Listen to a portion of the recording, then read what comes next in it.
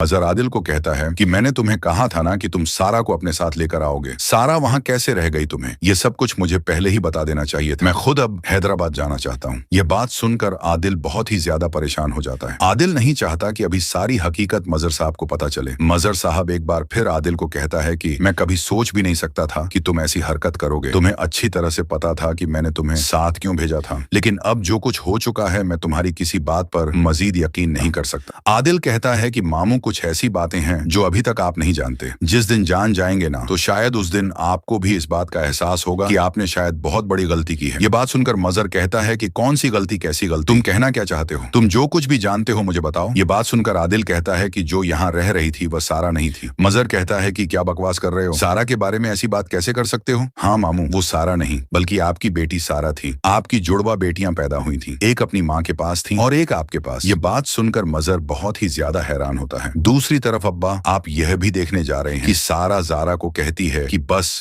मैं अब यहाँ मजीद एक लम्हा भी नहीं रह सकती। शायद मैं रहूं भी तो मम्मा को बिल्कुल अच्छा नहीं लगता। वो मेरी माँ शायद कभी बन ही नहीं सकती। मुझे अपनी जिंदगी में वापस जाना होगा। मास की बातों को वह कभी भी भूल नहीं सकती। वो जितनी नफरत बाबा से करती है शायद उतनी नफरत मुझसे करती है। ये बात सुनकर जारा कहती है कि ऐसी बात तुम सोच भी कैसे सकती हो? मम्मा तुमसे नफरत नहीं करती, वो तुमसे मोहब्बत करती है। बरसों बाद उसे अपनी बेटी मिली है, वो तुम्हारे साथ गुजारना चाहती है। अब हैदराबाद में ही तुम रहोगी, मुझे वापस जाना होगा। सारा कहती है कि ऐसा नहीं हो सकता। क्यों नहीं हो सकता? ऐसा ही होगा। मैं तुम्हें बता रही हूँ कि तुम्हें अब भी मेरी बात माननी पड़ेगी। सारा कहती है कि यह सब कुछ तुम आदिल के लिए कर रही हो। तुम्हें लगता है कि मैं अपनी बहन के साथ धोखा कर सकती हूँ? सारा, मैं कभी ऐसा सोच भी नहीं सकती हूँ। आदिल मेरा अच्छा दोस्त है, लेकिन मैं कभी भी उसके बारे में ऐसे ख्यालात या जज्बात नहीं रखना चाहती। वो तुम्हारी मोहब्बत है, तुम्हें ही मिलेगा। वो बहुत ही अच्छा इंसान है, उसने हमेशा मेरी मदद की है। सारा कहती है कि आदिल अच्छा इंसान है, इसलिए तो मुझे डर लगता है कि कहीं ना कहीं वो तुमसे ऐसा कोई ताल्लुक ना बना ले। मेरे पास तो आदिल के सिवा और कोई रिश्ता ही नहीं बचा। ये बात सुनकर जारा कहती है कि मैं तुमसे वादा करती हूँ कि कभी भी तुम्हारे साथ कुछ गलत नहीं होगा। मैं तुम्हारी बहन हूँ और बहन पर यकीन करना चाहिए। मैं तुम्हें बता रही हूँ ना कि आदिल और तुम्हारे बीच कभी भी कोई नहीं आएगा। मैं तुमसे वादा करती हूँ कि तुम्हें हर कीमत पर आदिल मिलेगा। आदिल के लिए मैं कुछ भी करूंगी। ये सब कुछ आप आने वाले एपिसोड में देखने जा रहे हैं। दोस्तों, चैनल को सब्सक्राइब कर लें ताकि हर आने वाली वीडियो सबसे पहले आप तक पहुंच सके। शुक्रिया,